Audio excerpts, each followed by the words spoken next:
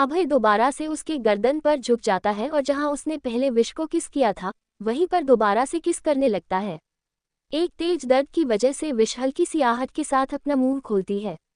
उसकी करहा इतनी दर्द भरी थी कि विश की सिर्फ आंखों से आंसू ही नहीं बह रहे थे बल्कि उसका दिल भी रो रहा था। विश का ये दर्द अभय को और ज्यादा एक्साइटेड कर रहा था। वह पूरी गर्दन लाल निशाने से उभर पड़ी थी। उसके गर्दन पर किस करने के बाद अभय ने उसके कानों पर किस किया और फिर उसके गालों पर काटते हुए वह सीधे उसके चेहरे के पास आता है। लेकिन अचानक से वह रुक जाता है और विश को देखने लगता है। उसकी आंखें अभी भी बंद थी। वह अपनी आंखें नहीं खोल रही थी। अभय उसे घूरता को देख रही थी। ऐसा लग रहा था कि वह देखना ही नहीं चाहती है। विश के चेहरे पर वह असहनीय दर्द और आंसू देखकर अभय ने उसे छोड़ दिया और एक कदम पीछे होकर उसे घूरकर देखते हुए कहने लगा, यह मासूमियत का नाटक मेरे सामने क्यों कर रही हो। ये कहते हुए अभय ने विश के गालों को पकड़ लिया और उसके जबड़े को आपस में दबा दिया। विश के हाथ हल्के से खुल गए और उसके नीचे वाले होठों का डिजाइन हल्के दिल के शेप में बन गया। विश का दर्द अभी कम नहीं हुआ था। आंखों से आंसू तो बह रहे थे पर होठों पर जो दर्द भरी सिसकी थी वह अब तेजी से बाहर निकलने लगी थी। अभय ने घूर कर विश को देखते हुए कहा, हम दोनों अच्छी तरह से जानते हैं कि तुम यहाँ पर क्यों हो और मैं तुमसे क्या चाहता हूँ। तो ये भोली बनने का नाटक अभी के अभी बंद करो। अभय की पकड़ बहुत ज्यादा सख्त थी। ये बात अभय भी महसूस कर पा रहा था। लेकिन विश अभी भी अपनी आंखें नहीं खोल रही थी और उसके चेहरे पर डर अभी भी दिख रहा था। अभय की नजरें तीखी हो जाती है। वह विश को छोड़ देता है और उसे दूर हट जाता है। जैसे जैसे अभय का और विश को अपने पास से हटा हुआ नजर आता है वह कांपते हुए पलकों से धीरे से अपनी आंखें खोलता है। उसकी पूरी पलकें आंसुओं से भीगी हुई थी और ऐसा लग रहा था जैसे कि उसके पैर अपनी जगह पर लड़खड़ा रहे हैं। उसने देखा कि अभय चलता हुआ सोफे पर जाता है और शराब की पूरी बोतल अपने हाथ में लेते हुए विश को देखकर कहता है, आखिरी बार तुम कब किसी आदमी के साथ सोई थी। अभय ने एकदम बेशर्मी से यह सवाल पूछा था। उसने ये भी नहीं सोचा कि वह विश से क्या कह रहा है या फिर उससे किस शब्दों का इस्तेमाल कर रहा है। उसने सीधे तरीके से विश से ऐसा सवाल किया जिसे सुनकर विश का पूरा शरीर कांप जाता है और दिल में सैलाबों के साथ उथल पुथल मचने लगती है। विश की पलकें शर्म से नीचे झुक गई थी क्योंकि इस सवाल का जवाब उसके लिए भी काफी दर्दनाक और शर्मनाक था। अभय शराब की आधी बोतल खत्म करने के बाद टेबल पर रखता है और देखता है विश अभी भी कुछ नहीं बोल रही है। वह सख्ती के साथ विश को देखते हुए कहता है, तुम्हें मुझसे शर्माने की जरूरत नहीं है क्योंकि अगर तुम मुझे बताओगी तो मुझे हैरानी नहीं होगी। अचानक से अभय कुछ हैरानी जैसे एक्सप्रेशन बनाता है और उसके बाद एक घटिया हंसी के साथ कहता है, या फिर मैं ये समझूं कि संख्या इतनी ज्यादा है कि तुम ठीक से बता नहीं पा रही हो। ये कहने के साथ अभय हंसने लगता है और उसके शब्दों को सुनकर विश की आत्मा जितनी ज्यादा घायल हो रही थी उतनी ज्यादा वह मरती भी जा रही थी।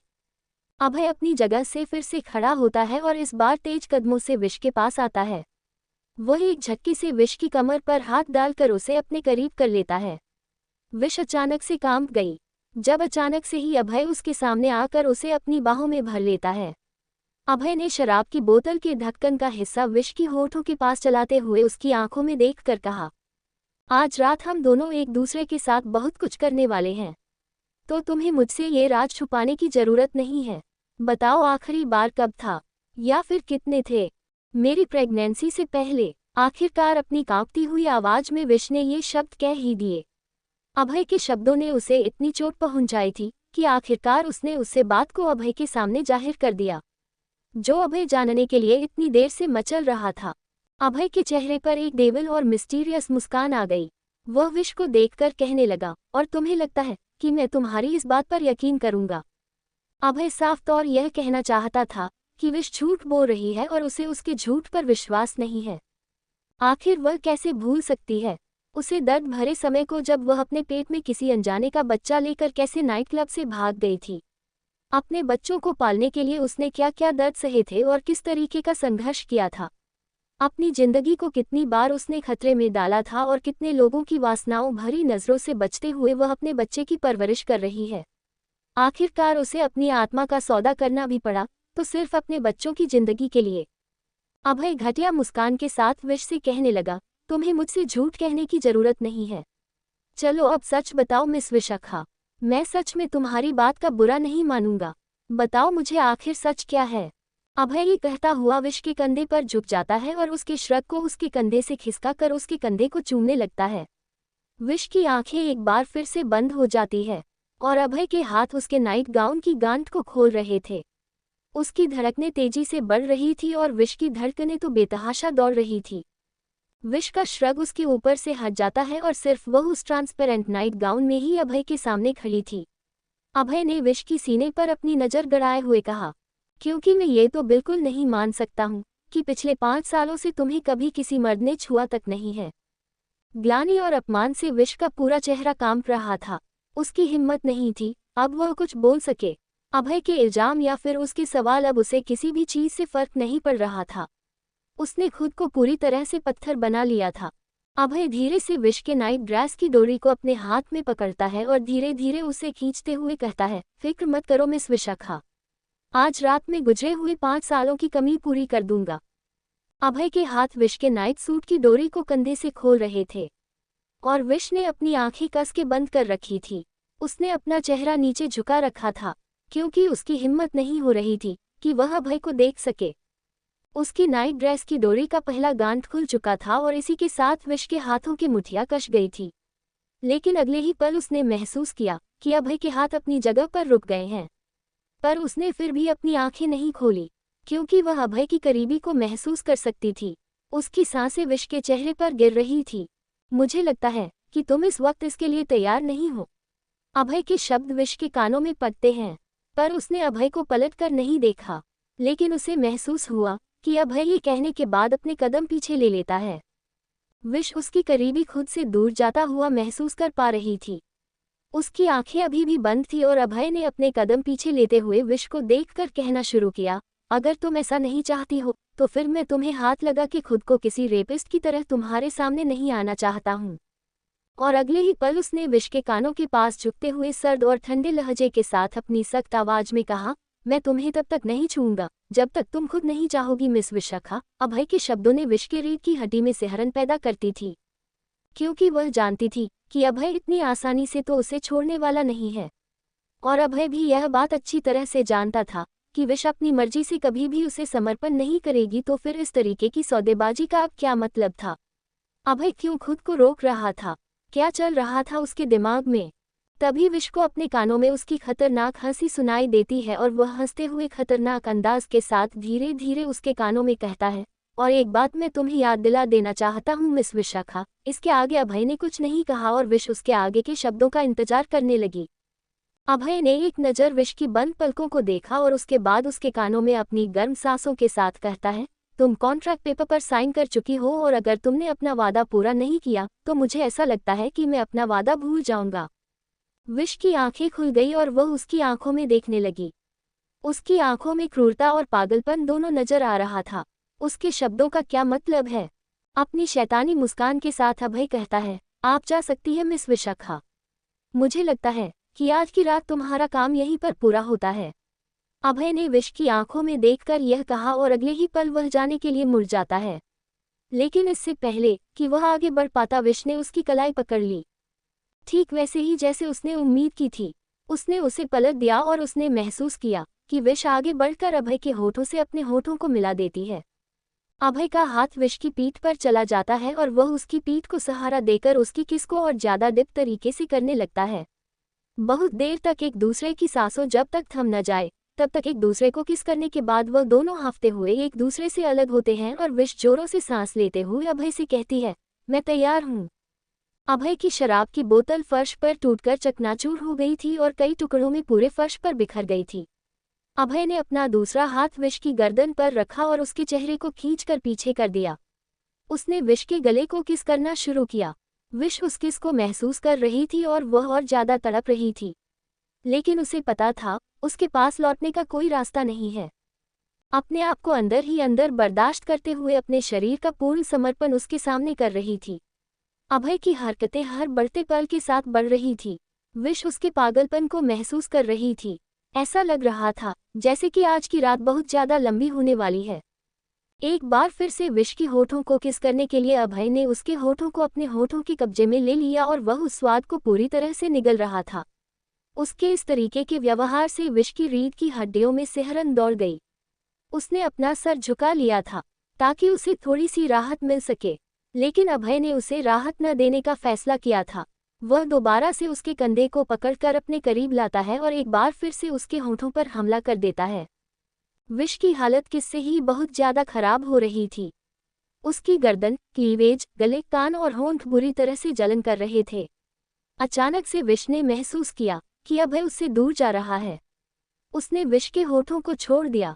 विश हांफते हुए चेहरे और कांपते हुए खून से हल्के रंगे होठों के साथ अभय को देखती है, तो अभय उसे खूनी भेड़िए की तरह खा जाने वाली नजरों से देख रहा था। अभय ने उसके शरीर को पकड़कर पास की दीवार पर लगा दिया और उसे हल्का सा लिफ्ट करके उठा दिया। विश ने अपने पैर उसकी कमर पर लपेट दिए और अभय विश को एक हाथ से लिफ्ट करते हुए उसके गर्दन को किस करने लगता है और दूसरे हाथों से उसकी ड्रेस को बेदर्द तरीके से उसके शरीर से अलग करने लगता है। अगले ही पल विश की ड्रेस उस कमरे के किसी कोने में पड़ी हुई थी और अभय विश की पीठ को अपनी बाहों में कसता हुआ उसे लेकर कमरे में चला जाता है। इस बीच उसने अपनी किस को ब्रेक नहीं किया था और न ही अपने हाथों की पकड़ को उसने ढीला किया था। विश ने कस के अपनी आंखें बंद कर ली थी और ऐसा लग रहा था जैसे कि वह बस इस पल को बर्दाश्त कर रही है।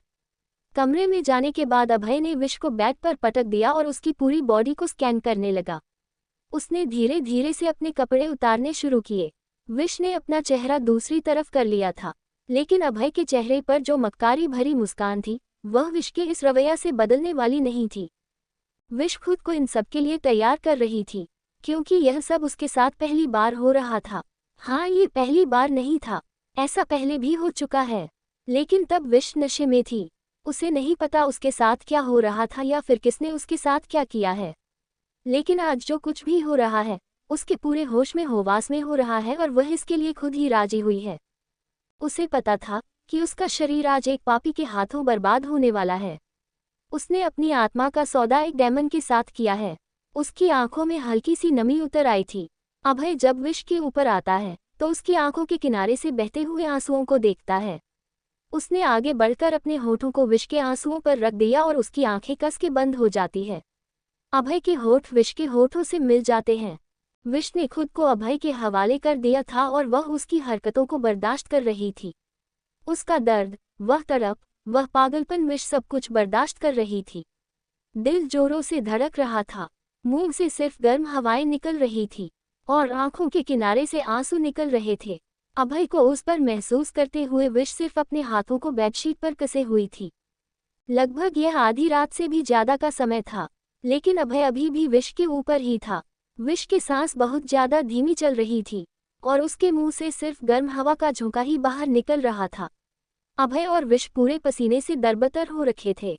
अभय रुक जाता है और विश के उस पसीने से भीगे हुए अट्रैक्टिव चेहरे को देखने लगता है। उसकी आंखों के आंसू सूख चुके थे और उसमें सिर्फ खालीपन नजर आ रहा था। अभय जोरों से सांस लेते हुए विश के कान के पास आता है और अपनी गर्म सांस छोड़ते हुए कहता है, क्या बात है मिस विशाखा, तुम्हें अच्छा नहीं लगा क्या? आखिरकार ये तुम्हारा मेरे साथ पहली बार है। अभय के शब्दों में व्यंग्यता और तंज साफ महसूस करते हुए विश की आंखें एक बार फिर से बंद हो जाती है, लेकिन तभी उसे कुछ याद आता है। अभय के साथ पहली बार है। हाँ, यह उसका पहली बार ही है।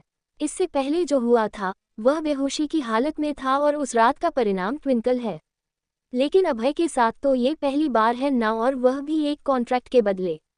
उसने पलटकर एक झटके से अभय की तरफ देखा और उसे घूर कर देखते हुए विश ने कहा, मैंने किसी भी तरीके की कोई मेडिसिन नहीं ली है और आपने भी कुछ सेफ्टी का इस्तेमाल नहीं किया है। अभय की आंखें छोटी हो गई और उसके नजरें तीखी हो गई है। ये सच था, अभय का पहले भी बहुत सी लड़कियों के साथ रिलेशन रहा है, लेकिन वह हमेशा सेफ्टी के साथ काम करता था। लेकिन विश के मामले में उसके दिमाग से यह बात पूरी तरह से निकल गई थी। विश का उसके ऊपर एक नशा सा था, जिसकी वजह से अभय इतना बेकाबू हो गया था कि उस वक्त वह खुद के ऊपर काबू ही नहीं रख पा रहा था। अभय के चेहरे पर एक डेविल स्माइल आ गई और वह धीरे धीरे हंसते हुए विश को देखकर कहने लगा, सच में यह इतनी जरूरी बात थी, मेरे दिमाग से ही निकल गई। तुम्हें पता है इसका क्या मतलब है? विश हैरानी से अभय को देखती है, तो अभय विश के ऊपर और थोड़ा झुकते हुए अपने शरीर का आधा वजन उसके ऊपर छोड़ता है और धीरे से उसके माथे की लटों को उसके बालों में मिलाते हुए कहता है, तुम्हें पाने की बेताबी इस हद तक थी कि मेरे दिमाग ने काम करना ही बंद कर दिया था। ये कहने के साथ ही अभय जोरदार ठहाके के साथ हंसने लगता है। लेकिन विश उसके शब्दों से बुरी तरह से डर गई थी। क्या यह इंसान उसे पाने के लिए इस हद तक पागल हो गया था कि उसे इतना भी होश नहीं रहा। अभय अचानक से विश के ऊपर से उठ जाता है और उसके बगल में लेट जाता है। विश ने जल्दी से अपने शरीर को ब्लैंकेट से ढक लिया और उसकी सांस जो तेजी से बढ़ी हुई थी, उसने धीरे धीरे उसे कंट्रोल करना शुरू किया। पर अभय के चेहरे पर वह खतरनाक मुस्कान अभी भी नहीं जा रही थी। वह अपने एक कोहनी के बल अपने हाथों को पंजों पर अपने सर को टिकाता है और विश की तरफ देखते हुए कहता है, वैसे तुम्हें इसके बारे में फिक्र करने की जरूरत नहीं है मिस विशाखा। विश ने हैरानी से अभय की तरफ देखा तो अभय ने विश की आंखों में देखकर मक्कारी के साथ कहा, तुम उस लायक नहीं हो जो मेरे बच्चे को जन्म दे सको। कल तुम्हें मेडिसिन मिल जाएगी। उसके शब्दों ने विश की आत्मा तक को छलनी कर दिया था। उसने धीरे से अपना चेहरा दूसरी तरफ कर लिया और अपनी आंखें बंद कर ली।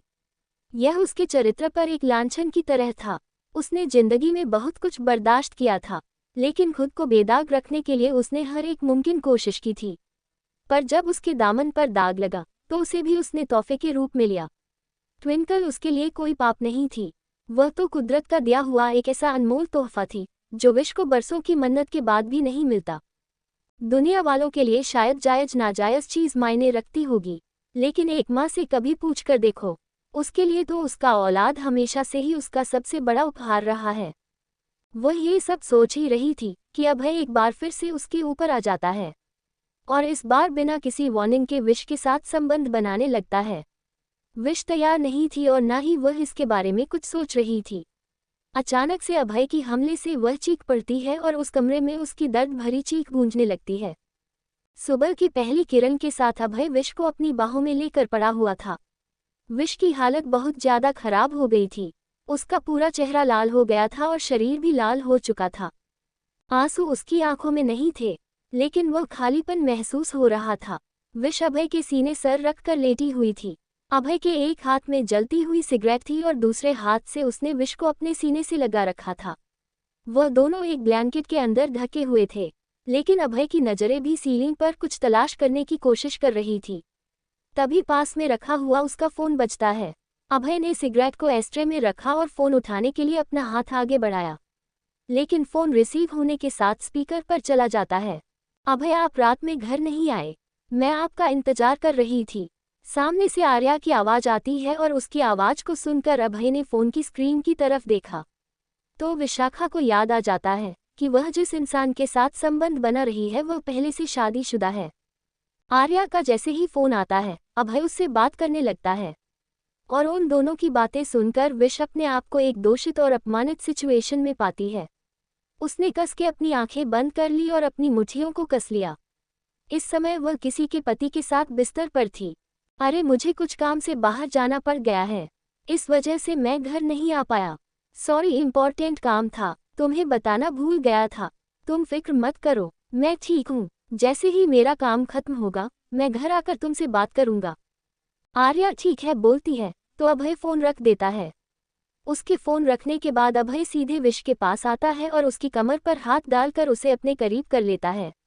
विश जंप जाती है और अपना चेहरा दूसरी तरफ कर लेती है।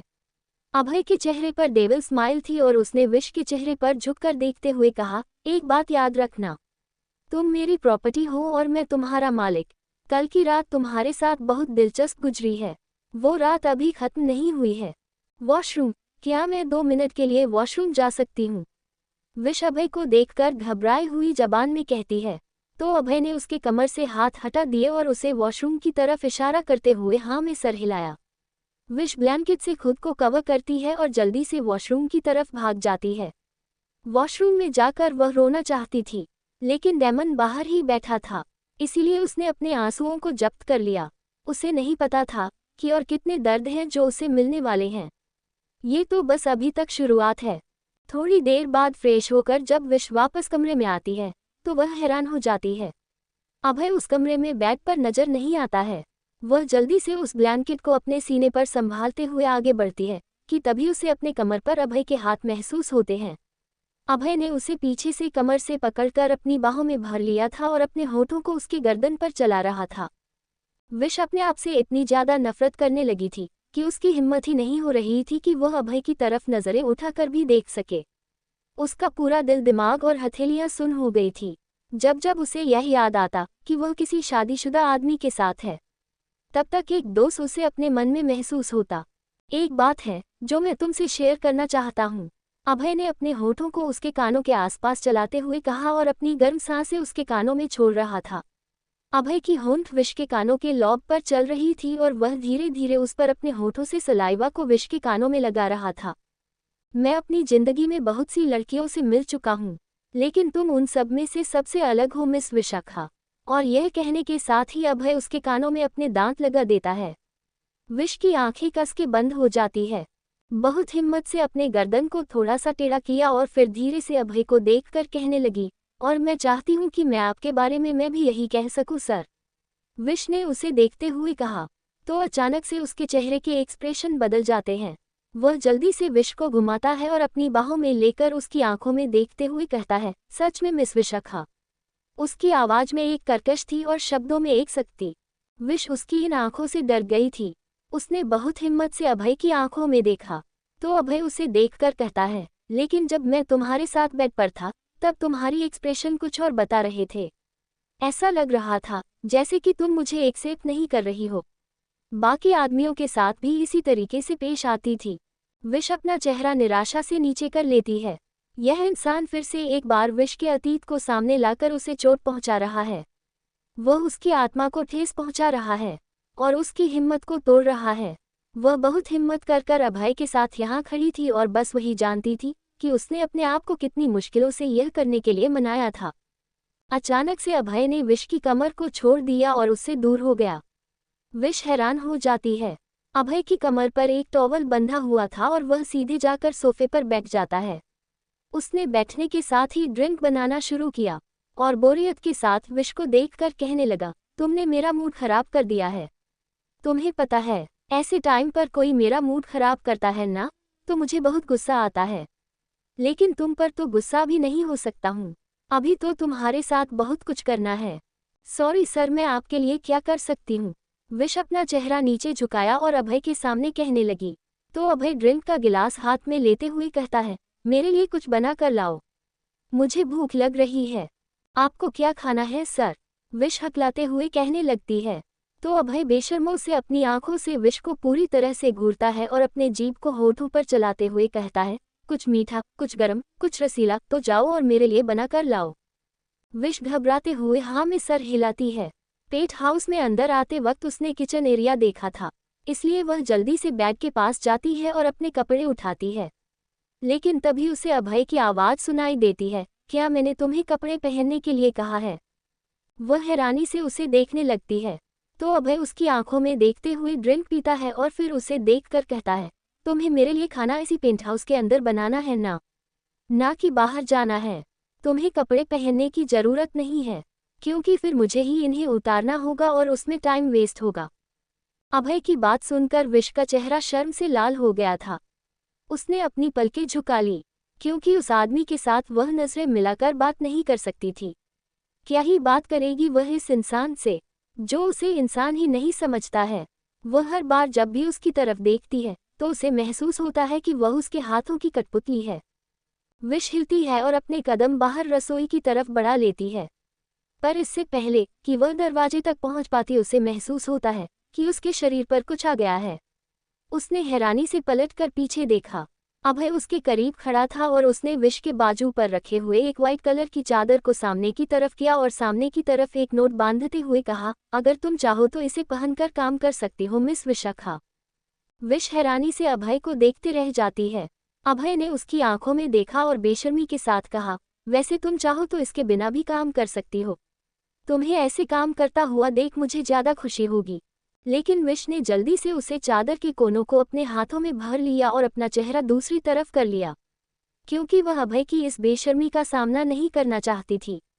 अभय के चेहरे पर एक डेविल स्माइल आ गई और उसने धीरे से अपने कदम पीछे लेते हुए कहा, याद रखना, मेरा खाना ज़्यादा तीखा नहीं होना चाहिए।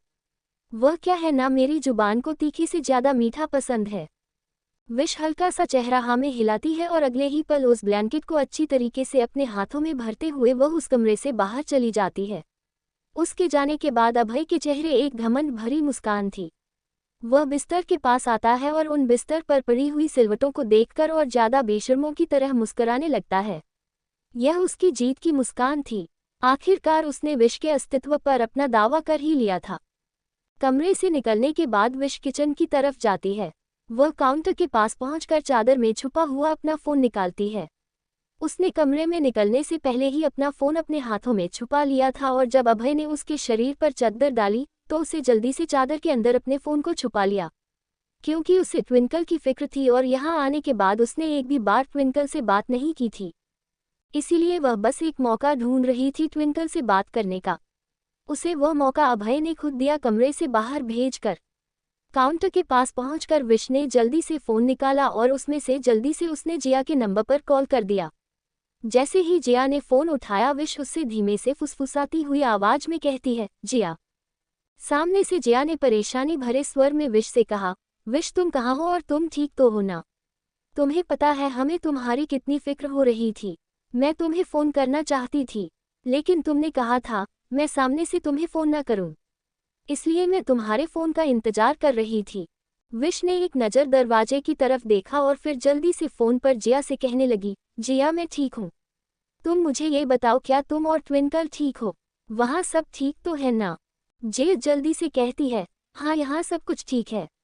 दरअसल तुम्हारे जाने के बाद डॉक्टर ट्विंकल को चेक करने आए थे और ट्विंकल उन्हें ठीक नजर आई तो उन्होंने ट्विंकल को डिस्चार्ज कर दिया था, पर उन्होंने कहा था हम चाहे तो इसे सुबह ही घर लेकर जा सकते हैं।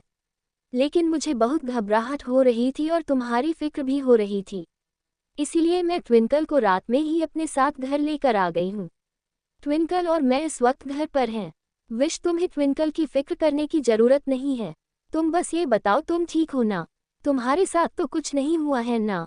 जिया का सवाल सुनकर विश की आंखों में आंसू आ गए और उसे याद आता है कि कमरे में उसके साथ उस राक्षस ने कितनी बेरहमी के साथ उस चोट पहुंचाई थी। उसने जल्दी से अपने आंसू छुपाए और अपने आप को काबू में करते हुए उसने कहा, हाँ मैं ठीक हूँ। भले ही विश की जबान झूठ बोल रही थी, लेकिन उसकी आंखों के आंसू सच बयां कर रहे थे। मुझे पता है विश कि तुम झूठ बोल रही हो। मैं तुम्हारी आवाज में दर्द महसूस कर सकती हूँ। भले ही इस वक्त मुझे तुम्हारी शक्ल नजर नहीं आ रही है, लेकिन तुम्हारी आवाज बता रही है कि तुम रो रही हो। जिया ने अपनी दोस्त के हालात को समझते हुए उसके झूठ को पकड़ लिया था। विश के शब्द टूट रहे थे, उसकी आंखों से आंसू झरझर बह रहे थे। जिंदगी में उसके पास एक ऐसा दोस्त है जो कि उसके शब्दों से उसके मन की परेशानी समझ जाता है और वह उस दोस्त को कभी खुद से दूर जाने नहीं देगी। ऐसी दोस्ती का होना भी अपने आप में किसी हीरे से कम नहीं है। विश ने जल्दी से खुद को संभाला और टूटे हुए शब्दों से कहा, नहीं ऐसा कुछ भी नहीं है। मैं ठीक हूँ, तुम बस अपना और ट्विंकल का ख्याल रखना। मैं जल्दी घर वापस आऊंगी। और उसके तुरंत बाद विश ने फोन रख दिया, क्योंकि वह जिया के सवालों का आगे सामना नहीं कर सकती थी। उसके बाद विश के आंसू रुक ही नहीं रहे थे। बेबसी, दर्द और गुस्सा उसके चेहरे पर बराबर नजर आ रहे थे, लेकिन वह अपने भाग्य के साथ समझौता कर चुकी थी, इसीलिए उसने रोकर अपने मन का दर्द हल्का कर लिया। पर ये तो दर्द की शुरुआत थी। उसे क्या पता था ये 4 आंसू उसके दर्द को हल्का नहीं कर रहे हैं, बल्कि आने वाले दर्द के लिए उसे हिम्मत दे रहे हैं। अपने चाहने वालों से बातें खत्म हो गई मिस विशाखा। जैसे ही विश के कानों में यह आवाज पड़ती है, वह हैरानी से पीछे पलटकर देखती है। उसकी आंखें एकदम से बड़ी हो गई थी और पूरा शरीर का खून उल्टी दिशा में चलने लगा था। उसके हाथों की मुठ्ठियां अपने चादर पर बुरी तरह से कस गई थी। वह नहीं चाहती थी कि अभय को इस बारे में पता चले कि वह फोन पर छुपकर किसी से बातें कर रही हैं।